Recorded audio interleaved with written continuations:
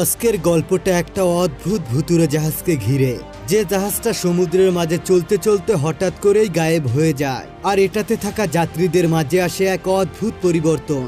সামান্য খাবারকে আঁকড়ে ধরে শুরু হয়ে যায় তাদের বেঁচে থাকা লড়াই। কেউ ব্যস্ত নিজের বিলাসিতায়, আবার কেউ বা ব্যস্ত নিজের যৌন লালসা পূরণে। তবে কেউ জানে না কতদিন তারা এই জাহাজে থাকবে, আর তাদের শেষ গন্তব্যই বা কোথায়। আজকের গল্পটা অন্যান্য গল্পের থেকে একটু ভিন্ন। আর হ্যাঁ, মারামারি কিংবা রক্তের মতো ভায়োলেশন দেখে যদি আপনার আমার মতো অস্বস্তি লাগে, তাহলে ভিডিওটি আপনার না দেখার অনুরোধ থাকবে।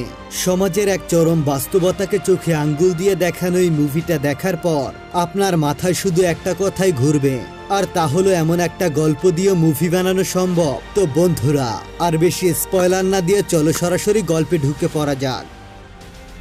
গল্পটা শুরু হয় অনেক পুরনো একটি কোরিয়ান যুদ্ধ জাহাজ দেখিয়ে, যেটা পুনরায় মেরামত করে আবারও ব্যবহার করা হচ্ছে। এই জাহাজে আজকে মোট 80 জন মানুষ একটা আনন্দ ভ্রমণে বের হয়েছে। এই যে দম্পতিকে দেখছেন, তারা একটু ভালো সময় কাটানোর জন্য ভ্রমণে বের হয়েছে। এখানে এই মেয়েটার নাম হচ্ছে ইভ, আর তার স্বামীর নাম হচ্ছে তাকাশি। তো তাকাশি তার ওয়াইফকে বলে, না জানি এই জাহাজটা কত ভয়ঙ্কর যুদ্ধ অংশগ্রহণ নিয়েছে, আর না জানি এটাতে কত লোক শহীদ হয়েছে। ঠিক তখনই ইবের চোখ যায় কোরিয়ার প্রেসিডেন্টের উপর। সেও তার ছেলে অ্যাডামের সাথে এই জাহাজে করে ঘুরতে যাচ্ছে। খানিক বাদই প্রেসিডেন্টের কাছে একটা গ্যাং লিডার আসে। সে বলে, মিস্টার প্রেসিডেন্ট, আপনার যদি কোনো কিছুর দরকার পড়ে তাহলে শুধুমাত্র এই অদমকে হুকুম করবেন। আমিও আমার গ্যাং নিয়ে ঘুরতে যাচ্ছি। তো প্রেসিডেন্ট তাকে খুব একটা পাত্তা না দিয়ে বলে, ঠিক আছে, সময় হলে দেখা যাবে তুমি আমার কতটা সাহায্য করতে পারো। তো যাই হোক, এদিকে ওই জাহাজের সব থেকে সুন্দর কেবিনটা প্রেসিডেন্টকে দেওয়া হয়েছে, কিন্তু কয়েকজন এই বিষয়টাকে মানতে পারছে না। তারা বলে, আমরাও তো সমান টাকা দিয়েছি, তাহলে কেন আমরা ভালো কেবিন পাবো না?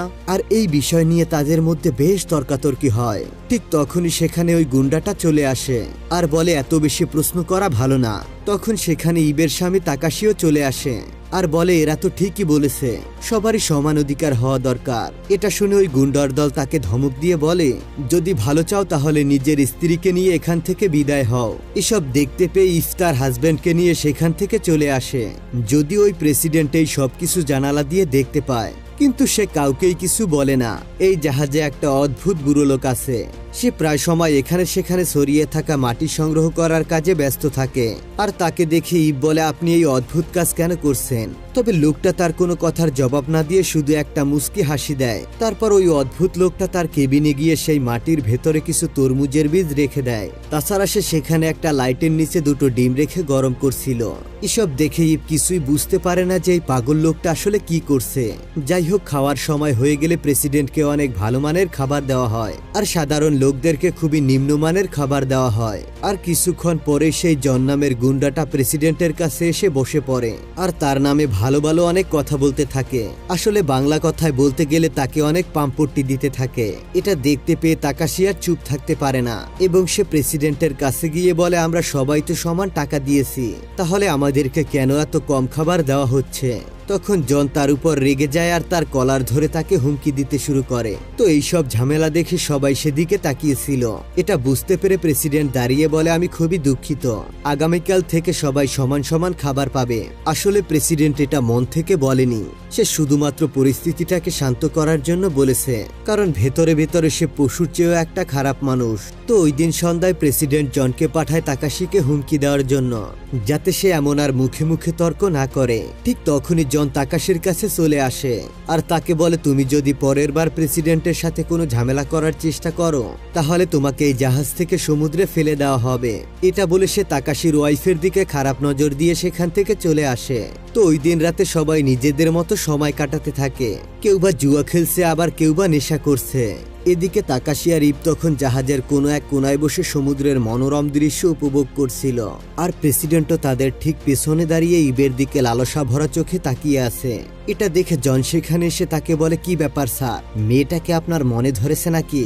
যদি আপনি চান তাহলে আমি মেয়েটাকে আপনার পায়ের কাছে এনে হাজির করে দিতে পারি। এটা শুনে প্রেসিডেন্ট বলে, সেই প্রথম থেকে তুমি শুধু বলেই যাচ্ছ, কিন্তু আমার জন্য কোনো কিছুই করে দেখাচ্ছ না।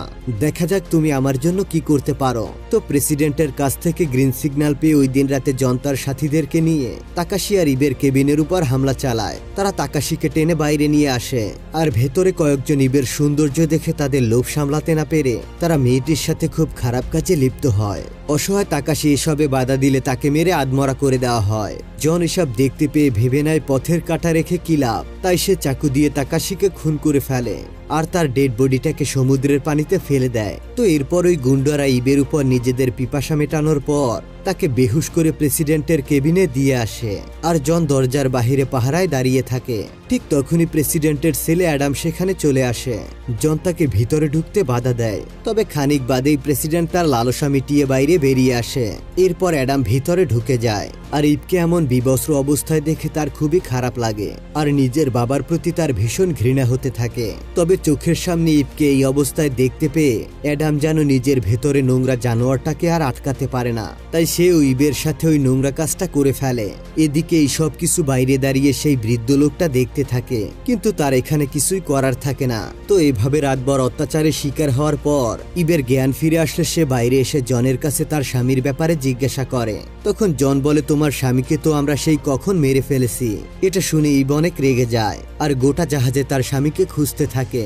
একটা সময় সে তাদের কেবিনের সামনে এসে তাকাশির জুতো আর রক্ত দেখতে পায়। এটা দেখতে পেয়ে সে বুঝতে পেরে যায় তারা সত্যি সত্যি তাকাশিকে মেরে ফেলেছে। নিজের সবকিছু হারিয়ে ইব এখন আত্মহত্যা করার চেষ্টা করে, কিন্তু তখনই ওই বুড়ো লোকটা এসে তাকে বাঁচিয়ে নেয়। তো ওই দিন রাতে সবাই নিজেদের মতো করে ঘুমিয়ে পড়ে আর আজকে রাতটা এভাবেই কেটে যায়। কিন্তু পরের দিন সকালে যে কি হতে যাচ্ছে সেটা কেউ কল্পনাও করতে পারেনি। পরের দিন সকালে উঠে ইব যেন তার চোখকে বিশ্বাসই করতে পারছে না। সে দেখতে পায় জাহাজটি পানিতে ভাসার পরিবর্তে হাওয়াতে উঠছে। শুধু ইবই নয়, জাহাজের সবাই এই দৃশ্য দেখে অবাক হয়ে যায়। তখন হঠাৎ করে ক্যাপ্টেন মাইকে ঘোষণা করে জাহাজ কোনো রাডারেও কাজ করছে না, এমনকি কোনো সিগন্যালও পাওয়া যাচ্ছে না। আমরা এখন কোথায় যাচ্ছি এটা আমরা নিজেরাও জানি না, কিন্তু আমরা খুব দ্রুত এর একটা সমাধান খুঁজে বের করার চেষ্টা করব। ক্যাপ্টেন এই কথা বলে সবাইকে শান্ত করার চেষ্টা করে। এই দৃশ্য দেখে সবাই খুব অবাক হলেও ইব খেয়াল করে সেই বুড়ো লোকটি এই দৃশ্য দেখে মোটেও অবাক হয়নি। তখন ইবের ওই বুড়ো লোকটির উপর সন্দেহ হয়, তাই সে তাকে ফলো করে তার কেবিনের দিকে চলে আসে।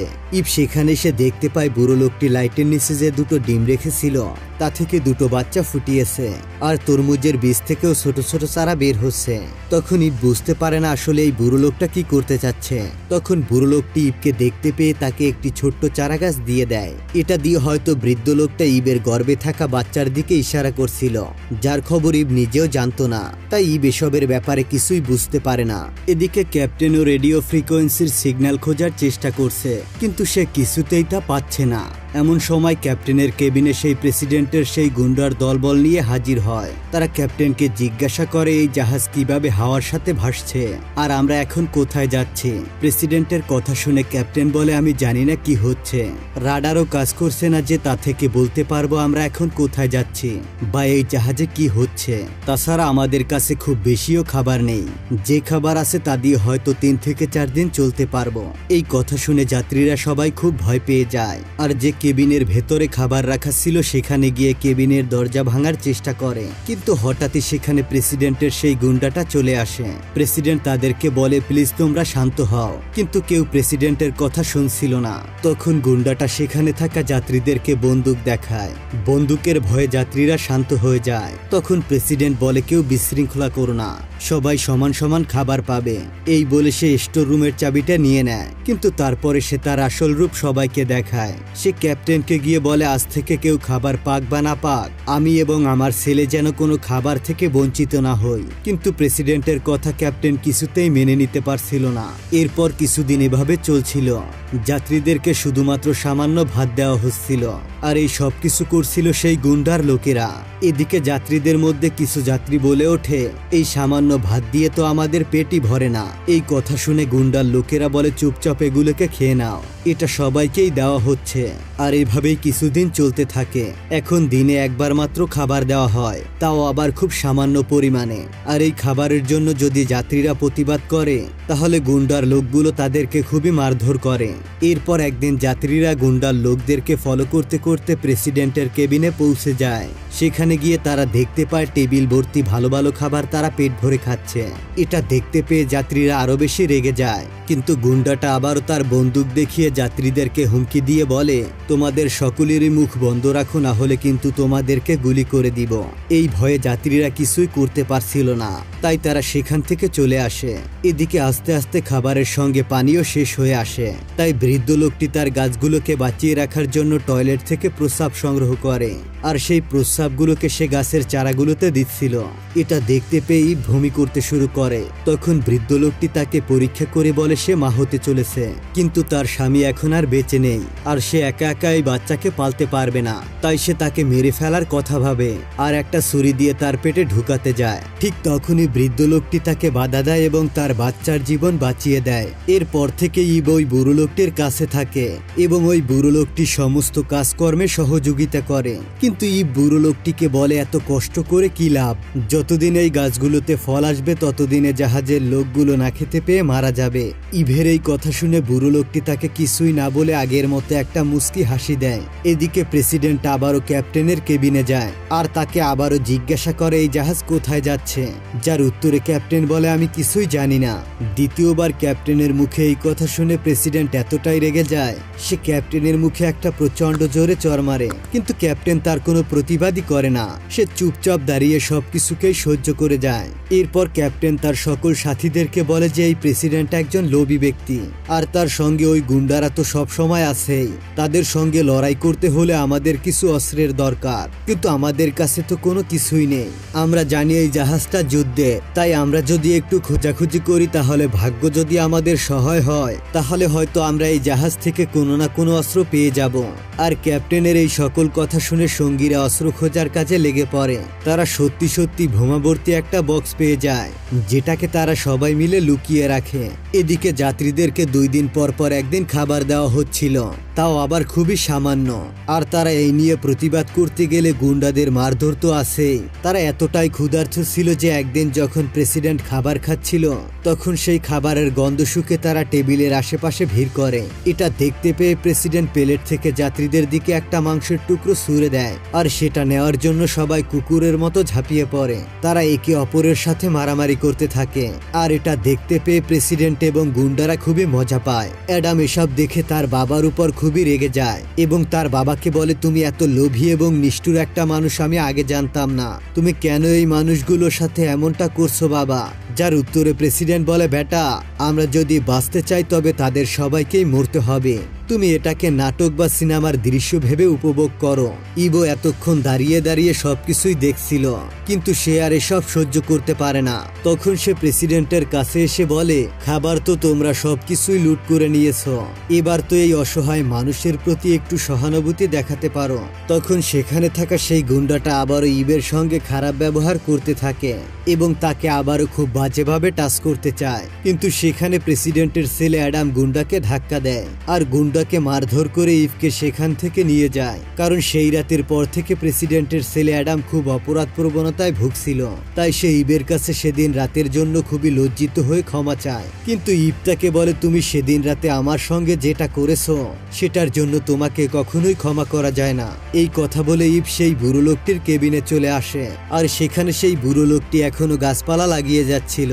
এদিকে গুন্ডাটা প্রেসিডেন্টকে খুশি করার জন্য তাকে একটা বন্দুক দিয়ে বলে, স্যার আপনি এটা রাখুন, হয়তোবা এটা আপনার আত্মরক্ষার জন্য কাজে লাগবে।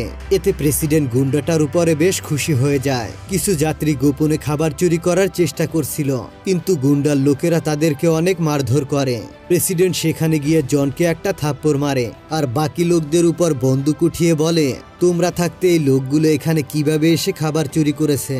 এতে করে ওই গুন্ডাটার খুবই রাগ হয় প্রেসিডেন্টের উপর। সে মনে মনে ভাবতে থাকে যেই বন্দুক তাকে দিয়েছে আত্মরক্ষার জন্য, আর সেই বন্দুক দিয়েই সে কিনা তাকে ভয় দেখানোর চেষ্টা করছে। কিন্তু এখানে প্রেসিডেন্ট বুঝতে পারে যে গুন্ডাটা তার উপরে রাগ করেছে। এখানে টিকে থাকতে হলে গুন্ডাটাকে তার দরকার, তাই সে যখন মদ খাচ্ছিল তখন গুন্ডাটাকে তার কাছে ডাকে এবং তাকেও তার সঙ্গে মদ খাওয়ার জন্য অফার করে আর বলে, সবকিছুই ঠিক হয়ে যাবে, তুমি একটুও চিন্তা করো না। আসলে গুন্ডাটাকে হাতে রাখার জন্য সে এই টেকনিকটাকে খাটায়। অ্যাডাম ইভের কাছে আসে এবং সে সেই বৃদ্ধ লোকটির ব্যাপারে জানতে চায়। কিন্তু ইব বলে তার উদ্ভট কাজকর্মের ব্যাপারে আমি কিছুই বুঝতে পারি না। এদিকে যাত্রীদের অবস্থা আরো খারাপ হয়ে যাচ্ছিল, কারণ তাদেরকে 2 দিনের খাবারের পরিবর্তে 3 দিন পর একদিন খাবার দেওয়া হচ্ছিল, তাও আবার খুবই সামান্য। ক্ষুধার যন্ত্রণায় তারা আবারও স্টোর রুমে হামলা করে। গুন্ডার লোকেরা এই ব্যাপারটা জানতে পেরে প্রেসিডেন্টকে জানিয়ে দেয়, আর প্রেসিডেন্ট সেখানে এসে একটা লোককে গুলি করে মেরে ফেলে। এটা দেখতে পেয়ে বাকি যাত্রীরা খুবই ভয় পেয়ে যায়। যে যা খাবার নিয়েছিল তা আবারও সেখানে রেখে চলে যায়। গুন্ডার লোকেরা সেই লাশটাকে ফেলে দেওয়ার জন্য উঠাচ্ছিল, ঠিক সেই সময় সেই বুড়ো লোকটি চলে আসে আর সেই লাশটাকে তাদের কাছ থেকে নিয়ে তার কেবিনে চলে যায়। এই দৃশ্য ইবো দেখতে পায়, কিন্তু সে কিছুই বুঝতে পারে না যে এই লাশটি দিয়ে সেই লোকটি কি করবে। আসলে গাছ লাগানোর জন্য আরো মাটির দরকার ছিল, কিন্তু বুড়ো লোকটির কাছে মাটি শেষ হয়ে গিয়েছিল। তাই সে এই লাশটাকে প্রথমে কেটে তার হাড্ডিগুলোকে আলাদা করে, তারপর সেই হাড্ডিগুলো একটা মেশিনে চূর্ণ করে, এরপর সেগুলো গাছের গোড়ায় দেয়। ইবেই সবকিছু দাঁড়িয়ে দাঁড়িয়ে দেখছিল। এসব দেখতে পেয়ে সে অবাক হয়ে যায়। সে কিছুই বুঝতে পারে না। সে শুধু ভাবতে থাকে এই বুড়ো লোকটা আসলে কি করতে চাচ্ছে। প্রেগনেন্ট ইবেরও খুব ভয় লাগে। সে ভাবতে থাকে তার বাচ্চাটা কি আদৌ পৃথিবীর আলো দেখতে পাবে। তার নিজের এবং বাচ্চার সুরক্ষার জন্য সে অ্যাডামের সঙ্গে তার প্রেগনেন্টের ব্যাপারে সবকিছুই বলে দেয়। সে বলে এই বাচ্চা কার, কিন্তু ইব বলে আমি জানি না। সে বলে তোমারও হতে পারে, তবে যারই হোক না কেন এই বাচ্চাই এখন আমাদের ভবিষ্যৎ। অ্যাডাম কেবিনে ফিরে এসে দেখতে পায় তার বাবা গুন্ডাটার সঙ্গে আলোচনা করছে। এখন যদি খাবার একদমই বন্ধ করে দেওয়া হয় তাহলে খুব বড় একটা দাঙ্গা লেগে যাবে, তাই এই বিষয় নিয়ে তারা প্ল্যান করছিল। এদিকে খাবারও আর বেশি নেই। প্রেসিডেন্ট এটা নিয়ে খুবই চিন্তিত হয়ে পড়ে। তারপর তারা হঠাৎ কোনো কারণে ক্যাপ্টেনের কেবিনে এসে সেখানে বোমাভর্তি সেই বক্সটা খুঁজে পেয়ে যায়। ক্যাপ্টেনের কাছ থেকে তারা সেটাকে নিয়ে নেয়। আর প্রেসিডেন্ট এবার একটা বড় ধরনের গেম খেলতে চাচ্ছিল, তাই প্রেসিডেন্ট একটা ঘোষণা দেয় যে আজকে সবাইকে খাবার দেওয়া হবে, যেটা ওই স্টোর রুমের ভেতরে রাখা আছে। সবাই সেখান থেকে যার যার ইচ্ছে মতো খাবার নিতে পারবে।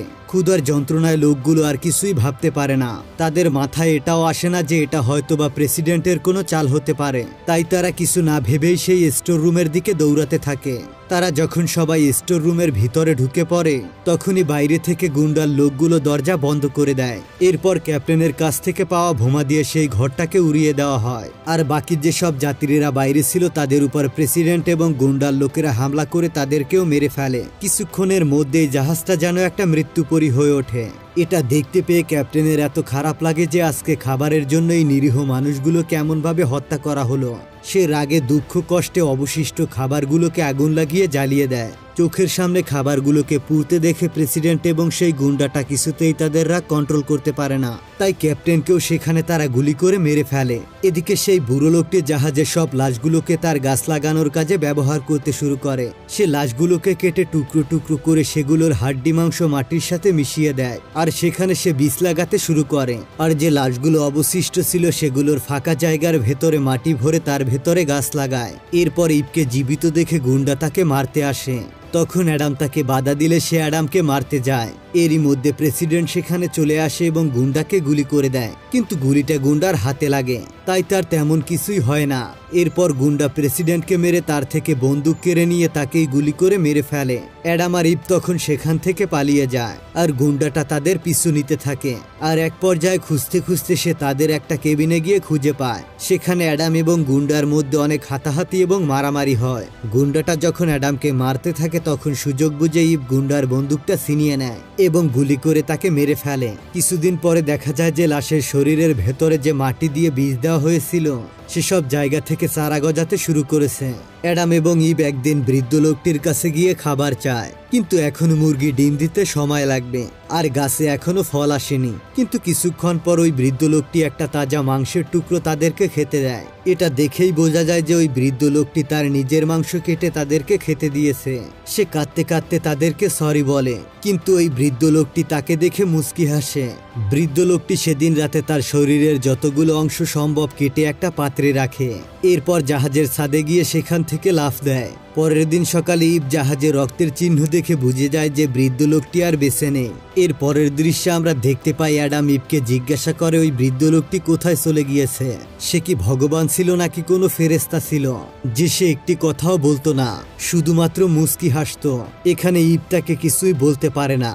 এরপরে বেশ কিছুদিন তারা দুজন বৃদ্ধ লোকটির মাংস খেয়ে কাটিয়ে দেয়, কিন্তু যখনই সেই মাংস শেষ হয়ে যায় তখন অ্যাডাম তার খিদে সহ্য করতে পারে না, তাই সে ওই মুরগিটিকে খেতে চায়। কিন্তু ইব তাকে বারণ করে বলে মুরগিগুলো আমরা ততক্ষণ খেতে পারবো না যতক্ষণ পর্যন্ত ওরা ডিম না পারে, তা না হলে ওই বৃদ্ধ লোকটি এতদিন ধরে যে কষ্ট করেছে সবকিছুই বৃথা হয়ে যাবে।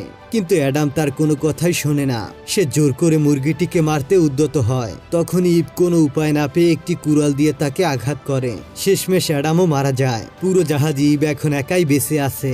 এরপর সে অ্যাডামের মাংস খেয়ে আরো কিছুদিন কাটিয়ে দেয়। অ্যাডামের মাংস যখন শেষ হয়ে যায় তখন ইব ক্ষুধায় ভেঙে পড়ে। সে ভেবে নেয় সে হয়তোবা আর বেশি দিন বাঁচবে না, কিন্তু এরই মধ্যে গাছগুলোতে ফল ধরেছে এবং মুরগিও ডিম দিতে শুরু করেছে। অর্থাৎ এখন তার খাবারের জোগাড় হয়ে গিয়েছে আর সে তার বাচ্চাকেও বাঁচাতে পারবে। এভাবে দেখতে দেখতে বেশ কয়েক বছর কেটে যায়। দেখতে দেখতে ওই জাহাজটি একটা জঙ্গলে পরিণত হয় আর ইবের বাচ্চাটা এখন অনেক বড় হয়ে যায়। এরকমই করে প্রায় 17টি বছর কেটে যায়। এখন এই জাহাজটাকে দেখলে মনে হয় জঙ্গলে ঘেরা একটা পাহাড়। ইবের ছেলে এখন যৌবনের দিকে পা বাড়াচ্ছিল আর ইবের অনেক বয়স হয়ে গিয়েছিল। একদিন ইব এবং তার ছেলে মিলে খাবার খাচ্ছিল। তখন ইব দেখতে পায় যে তার ছেলের হাতে একটি বন্দুক, যেটা একসময় ওই গুন্ডাটার হাতে ছিল। এরপর ইব তার বন্দুক নিতে চাইলে সে তাকে তার বন্দুক দেয় না, উল্টো সে তার মাকে খারাপ নজরে দেখতে থাকে এবং তার শরীরের বিভিন্ন জায়গায় হাত দেওয়ার চেষ্টা করে, যেটা দেখে ইব সেখান থেকে পালিয়ে যায়। আর তার পিছু পিছু তার ছেলেও দৌড়তে থাকে। একজন মাতার জন্ম দেওয়া ছেলের লালসা ভরা নজর থেকে বাঁচার জন্য পালাতে থাকে। আর এমনই এক অমানবিক দৃশ্যের মধ্য দিয়ে আজকের গল্পটা শেষ হয়ে যায়। বন্ধুরা, পুরো গল্পটা কিন্তু আমাদের সমাজের বাস্তবতা নিয়ে তৈরি করা হয়েছে। সমাজের অনেক মানুষ আমাদের ক্ষতি করে ভালো সাজার চেষ্টা করে, আর সেটা হলো প্রেসিডেন্টের ছেলে অ্যাডাম। তাছাড়া ওই বুড়ো লোকটির মতো আমাদের সমাজে কিছু লোক আছে যারা নিঃস্বার্থভাবে মানুষের উপকার করতে চায়। এছাড়া এক মুঠো খাবারের অভাব যে মানুষকে কোথা থেকে কোথায় নিয়ে দাঁড় করায় সেটা ওই গল্পে স্পষ্ট ফুটে উঠেছে। আর সবশেষে যৌন ক্ষুধা যে মানুষের জন্য কতটা ভয়াবহ সেটাও আমাদেরকে একেবারে চোখে আঙ্গুল দিয়ে দেখানো হয়েছে। অর্থাৎ এই পুরো জাহাজটি আমাদের পৃথিবী, এর নাবিক আমরা নিজেরাই। গল্পটি তোমাদের কাছে কেমন লাগলো তা অবশ্যই জানাতে ভুলবে না। দেখা হবে পরবর্তী ভিডিওতে। ততক্ষণ পর্যন্ত ভালো থাকবে, সুস্থ থাকবে। আল্লাহ হাফেজ।